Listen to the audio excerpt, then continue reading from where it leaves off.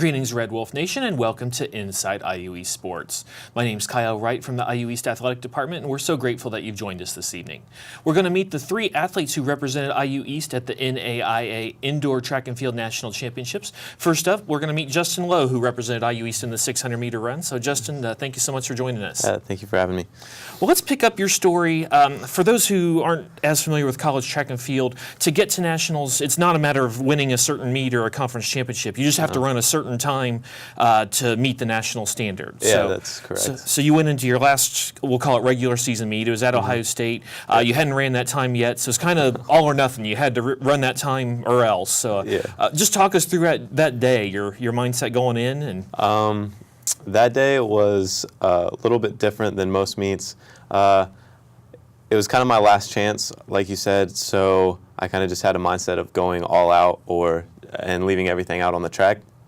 Before that meet, however, they actually switched the time of my event to about an hour before when it was originally supposed to happen. So and didn't inform the track and field coach. So we kind of got there about 15 minutes before my race. I didn't have a lot of time to warm up, so I really didn't have time to think about my race. I didn't have time to overthink it or anything like that. I basically got there, did a small amount of my warm up, ran it, and I was able to make the cut somehow. So maybe we should try that more often.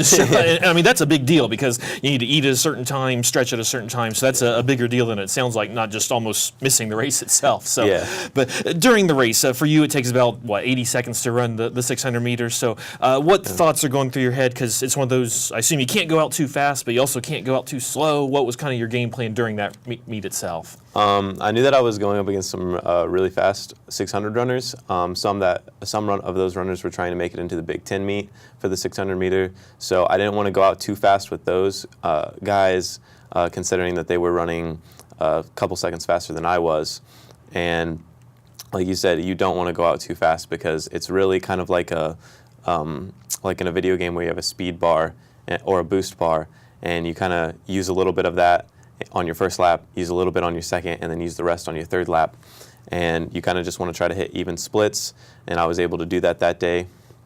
So that was just kind of my game plan, was go out, try to hit even splits every single lap, and I knew that if I did that, I was going to be able to make the time. And I've not been in that facility. I assume there's a big clock somewhere where you either knew you did or you didn't. Your reaction when you first saw it, hey, I did it. Yeah. Yeah, they have a big board at the finish line that shows everybody in their placings and then the time that they had. And I actually thought that I had ran a slower race than I had, even though I was able to catch up to the three Ohio State guys, actually beating a couple of them in that race. I just didn't feel like I ran that fast, so I didn't even look at the board. I just kind of walked off the track and kind of gathered my breath and started walking back to Coach, and then Coach told me to turn around, and I saw the time, and I was pretty excited. Had a big smile on my face. I can imagine that's quite an accomplishment. So that takes us on to the national meet then, which was in, I believe it was Brookings. I'm sure about the South Dakota part. I don't know if I remember the city, but Brookings, South Dakota. Just talk about your event first of all, how you feel you did in the race itself. Nationals was pretty high stress leading up to the 600. My first thoughts on it is I definitely think I could have ran a better race than what I originally had. I ran about the same time that I had been running all season, 1:22.3, 1:22.4. So I think I could have ran a better race, especially since I was at a higher level of competing. I just kind of got a little nervous at the start line, came out too slow, but it wasn't a bad race. I'm not going to say that it was a completely bad race because I did learn from it. Also, it's the same time that I had been running, so you can't be upset with, a consistent time. Right. So. And you all were out there basically a full week. Talk about some other experiences you got to have out there and other favorite memories you took away from that meet. Yeah. I think just the trip in general will be a good memory for me.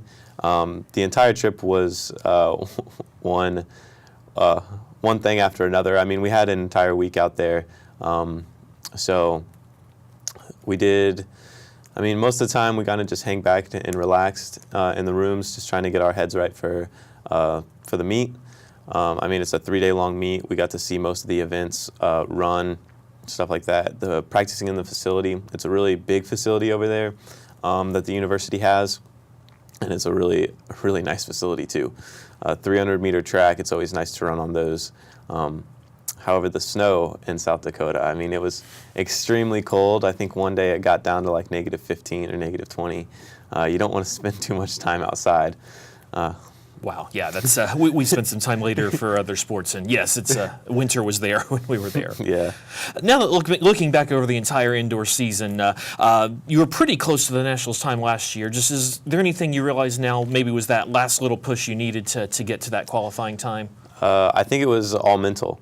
Last year, I had a couple injuries at the beginning of indoor season, and at the end of indoor season, I was just like, oh, well, you know, I had injuries that was holding me back. The same thing happened to me this year, and I wasn't going to let that stop me from making nationals again. So I think really that whole second that I shaved off to make it to nationals was really all in my head. Okay. You're coming up, this is the end of your junior year. It's hard to believe it's almost been 3 full years. So as you come up on your senior year, talk about what your academic focus at this point and your career hopes going into that last year of school. Yeah, so I have done, really well in school. So academics, I'm not too worried about going into senior year. I think I've got all my credits and everything. Right now I'm majoring in communication studies with a minor in anthropology. After college, I really like real estate. I really like how my communications major kind of plays into it. And also just, seeing where that goes is probably going to be my plan after high school. Not high school, college. It does go quick, doesn't it? Yeah, it's been a fast 3 years. So, I'm just going to kind of ride out senior year. Just see what happens after that. And I almost got ahead of myself as well. We've got the outdoor track and field season coming up. In fact, not even coming up. You just got back from the first weekend. Talk about, there's no 600 for that, unfortunately. So talk about what events you're going to focus on and your goals for the outdoor season. So indoor season is definitely my niche in track and field, considering that we have that 600. We have that offset distance. So switching to outdoor season is definitely a big deal to me because I either have to go up to the 800 or down to the 400, which neither one I don't think I'm as good at either one of those than I am at the 600. The 600 is kind of my bread and butter. However, I'm dropping down to the 400 like I've done past seasons, and looking at our first meet that we had this weekend, it's looking pretty good. I have a lot of hopes. Hoping to make it to nationals again in the outdoor season, so in the 400. So, it doesn't look too bad as long as I stay healthy and keep in mind that the work and effort that I'm putting in at practice is going to show out at the meets and on the track. Then I should be fine. All right, well, we look forward to seeing it. So, Justin, congratulations, and thank you so much for joining us. Yeah, thank you so much. We will meet our next national qualifier when we come back on Inside IUE Sports.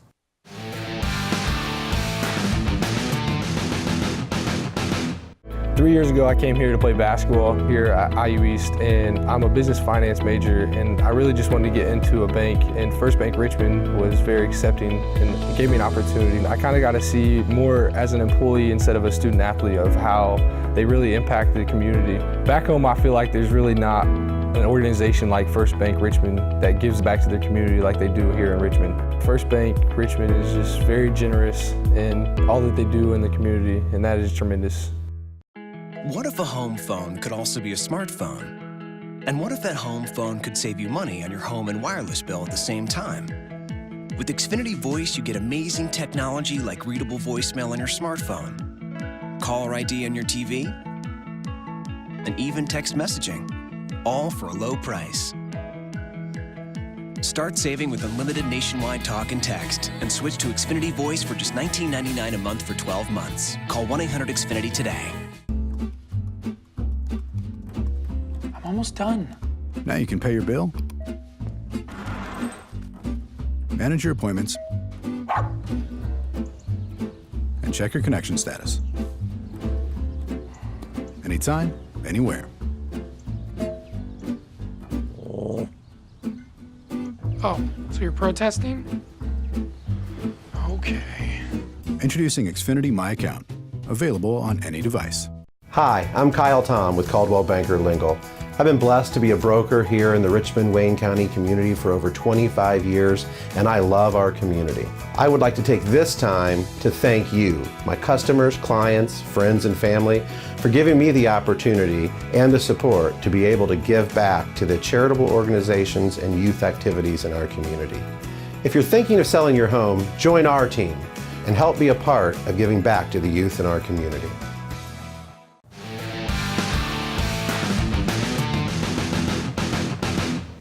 And welcome back to Inside IU East Sports. We're meeting the three athletes who represented IU East at the NAIA Indoor Track and Field National Championships. Now joined by freshman Will Mundy, who represented IU East in the 400-meter dash. So, Will, thank you so much for making your first appearance on the show. Thank you for having me.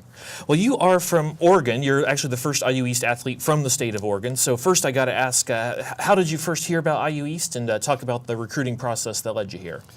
I got recruited by Gus Schmader. He contacted me through a phone call at first, and I didn't know really what IU East was. And then as the year went by, going into outdoor season of track and field, he called me again, and then he started explaining the program, the school, and I started looking into it, and it kind of grew on me, so that's why I showed interest. And then eventually he gave me an offer, and I didn't want to hesitate because everything sounded great. And so far it is, and I just took it. And we're sure glad to have you here. So, and obviously he was interested because of your track and field skills. When did you first become a track and field athlete, or what's the earliest you remember competing?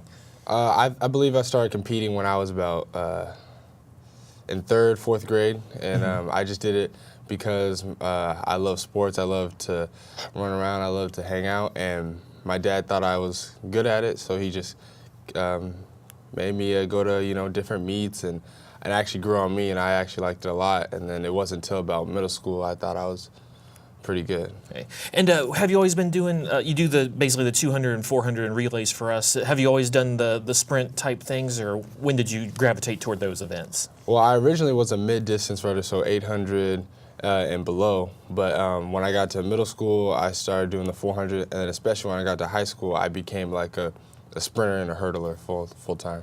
Okay.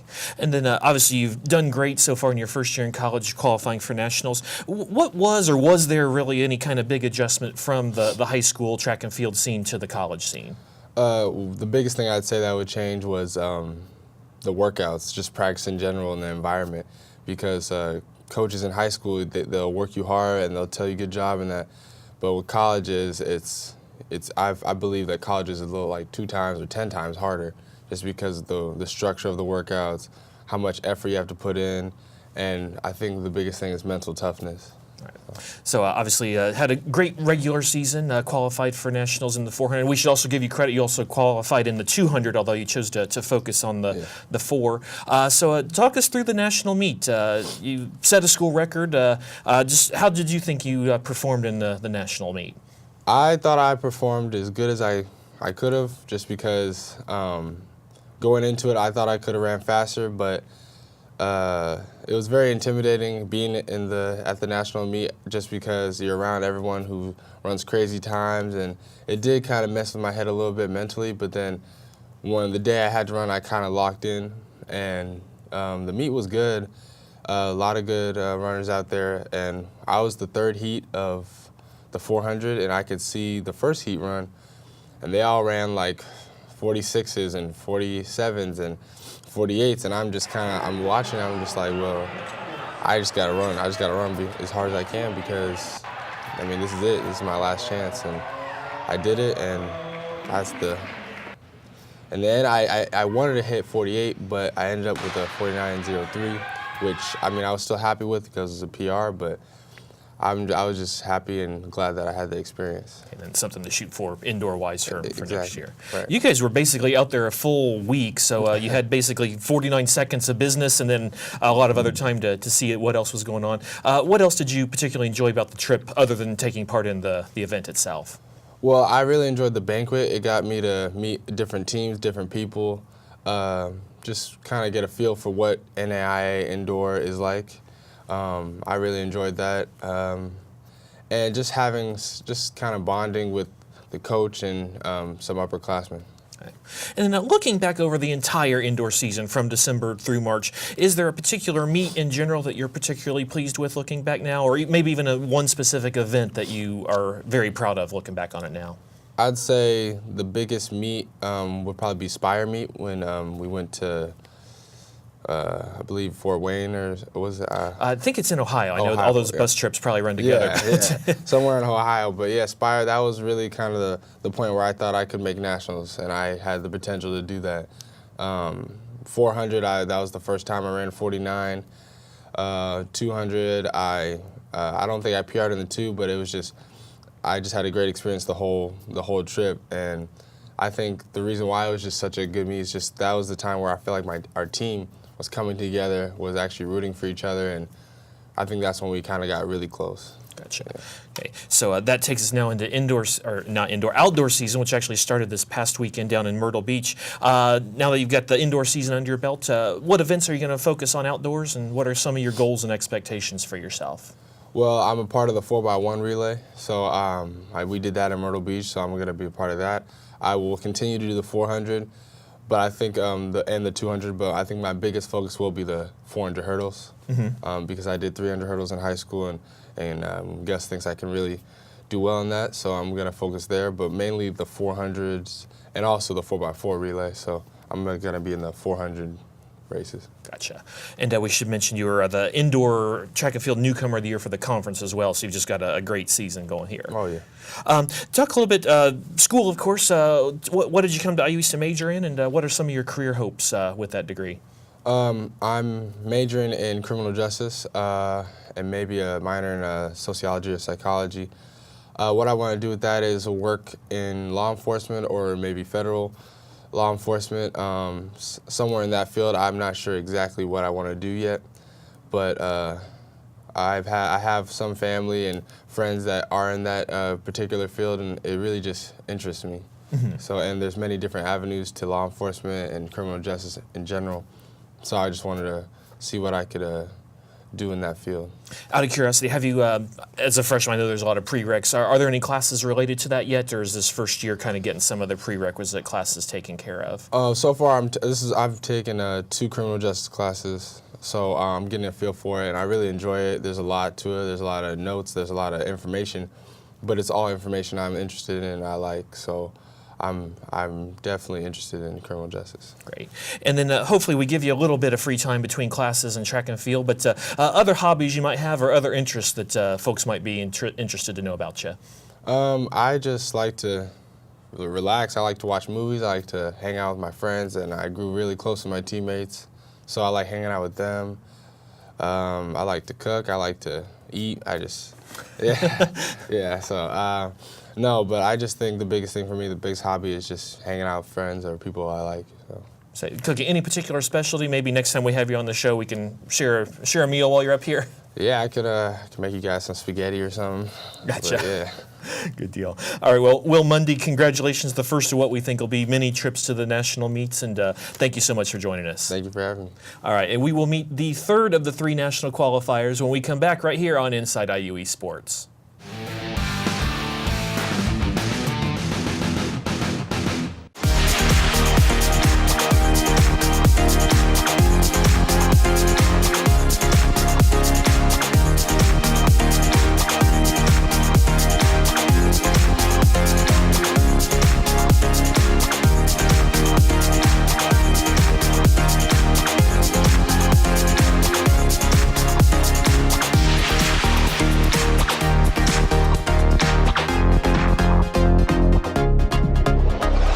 This is where a busy mom can work toward a bachelor's degree from a top national university during softball practice.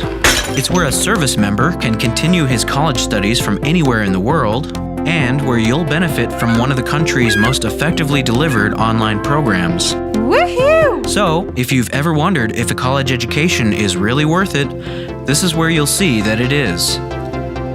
This is Indiana University East Online.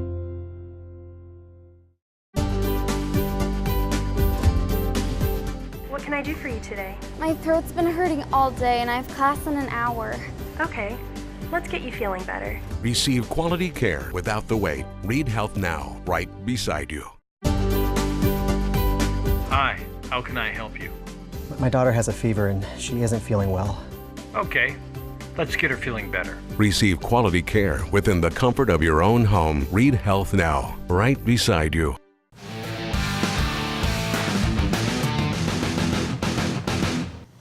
And welcome back to Inside IU East Sports. We're meeting the 3 athletes who represented IU East at the NAIA Indoor Track and Field National Championships earlier this month. Now pleased to be joined by 4-time now All-American Seth Reynolds. So Seth, thank you so much for joining us. Thank you for having me. And that's got a nice ring to it, 4-time All-American. Yeah, you earned yet another All-America award. Basically, if you make the top 8, you're an All-American, and you achieved that in the 60-meter hurdles at the recent National Indoor Meet. A little different this time around in the sense that you had to deal with a bit of a tweaked ankle in the kind of the run-up to the whole national meet process. Yeah. So just talk about how you managed to overcome that and wind up on that podium yet again. Yeah, so I tweaked it the week before conference, taped it up at conference, ran, took a week off then, just kept doing my ankle exercises. Wasn't able to go over the hurdles as much as I'd like to leading up to the meet. So I don't think that I had all the practices that I wanted underneath my belt at the time of the meet. But the rest I do think helped my legs. My legs weren't sore or anything, so in that aspect it helped. But, just going through a little bit of pain, a little bit of swellness. Didn't hold me back too much. A little different dealing with an injury this year, but it didn't hold me back too much. And we should mention you competed at conference with that wrapped up ankle and were still named the male athlete of the year. So nice job doing that basically on one healthy leg. So let's talk about you were basically in 2 races at the national meet, the prelims and the final. I always love your descriptions of the race because you have more thoughts in the 8 or so seconds that your races take than I do in a full day sometimes. But your trials race, which was a real barn burner, I think like 4 guys out of that heat made the finals, which is unusual. You must have had so many thoughts both before, during, and after that. Talk me through that trials race, going from before the start to finally knowing, hey, you're in it this time. Okay, so leading up to the race, I was last heat. I got to see what everyone else's times were. I knew what I had to run. I knew I had to run under an 8.2. If I didn't do that, I definitely wasn't going to make it. So the first 2 heats were fast. The 3rd heat, I think they were the slowest heat. No one ran under an 8.2. So I knew that left a couple of open spots. And then during my race, I got out slow. I was trying to fight my way back the whole race. And then when I crossed the line, I was really hoping that I'd hit the 3rd spot. It turned out that I had the 4th spot there in our heat. So that was concerning to me. I saw the times come up. I ran an 8.18. I knew that was fast, but I didn't think it was fast enough. I thought for sure that I got 9th for the 2nd year row for indoor. So for about 5 minutes, I was pacing around, kind of upset, but like still anxious to see what I placed. And then finally, coach came over to me and he showed me the times, and I had a little cue by my name. So I had qualified. I ran over to the side. My mom was on the opposite side of the track. Pointed to her. I was like, I got 8th. And she screamed, and it was really exciting. Went over there, gave my family big hugs, and was ready for the next race for finals. And you mentioned doubly satisfying, I'm sure, just because of the fact you were 9th, which, for those who don't follow track and field, basically the last person out last year, so probably doubly satisfying because of that, I imagine. Yeah. And then the finals, if I remember right, you ran the same time as a super fast race. Just talk me through the experience in the final race. Yeah, so anytime you make finals, it's going to be a fast race. It's going to be whoever performs better on that one particular race. There's a couple of extremely fast freshmen that came into the NAIA this year. And then I got out a little faster, but some of those people were just faster than I was, had a little bit better of a race, didn't clip as many hurdles as I did, but able to bump up one more spot to 7th. So coming in and just getting 7th out of the 25 people that qualified, that's amazing, and I was just happy for that. So, and then you mentioned this is 5 times you've been to nationals now between indoors and outdoors. So what's going to make this trip stand out differently in your mind? Not necessarily better, not necessarily worse, but how are you going to remember this trip differently from the other 4, hopefully another one soon? This one will stand out because I had two teammates with me. So this was the first time that I've went to nationals with teammates. So it was great to, after I finished my race, to go cheer them on and see how they did and kind of help prepare them and work with them throughout the week. And then also just barely sliding into that 8th spot. So thinking that I had 9th and then getting 8th, that was huge for me. It really brought a smile to my face, so it'll be memorable in its own way. Okay. Then now we're moving ahead to outdoor season, which actually started this past weekend down in Myrtle Beach, and perhaps even more special for you because IU East is hosting the River States Conference meet for the first time, and we're going to do it at Eaton High School, which is someplace you're rather familiar with, as that's where your high school career was.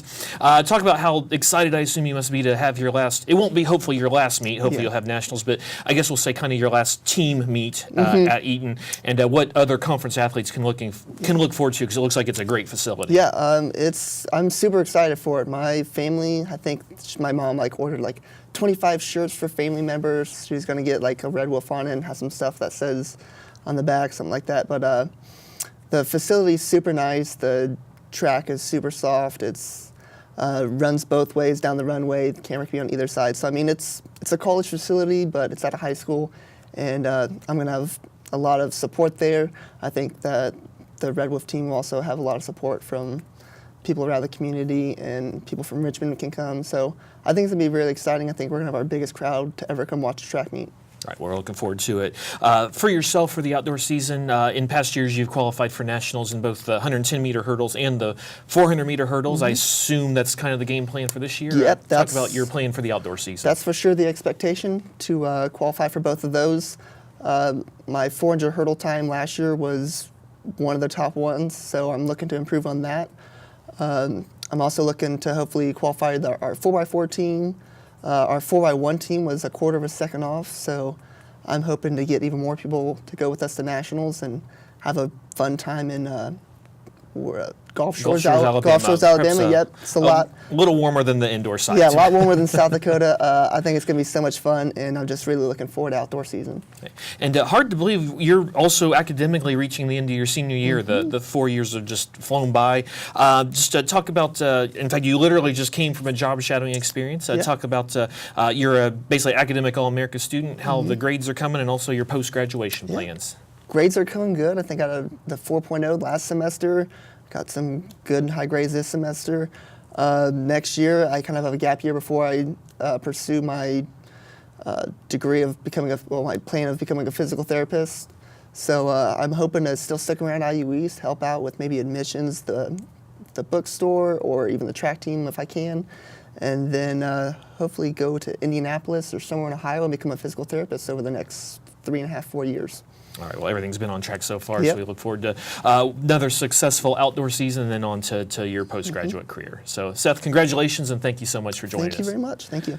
All right, so you've met all three of the national qualifiers for the IU East men's track and field team, Justin Lowe, Will Mundy, and Seth Reynolds. I'm Kyle Wright from the IU East Athletic Department. We're so grateful that you've joined us on this episode of Inside IU East Sports, and we'll see you next time.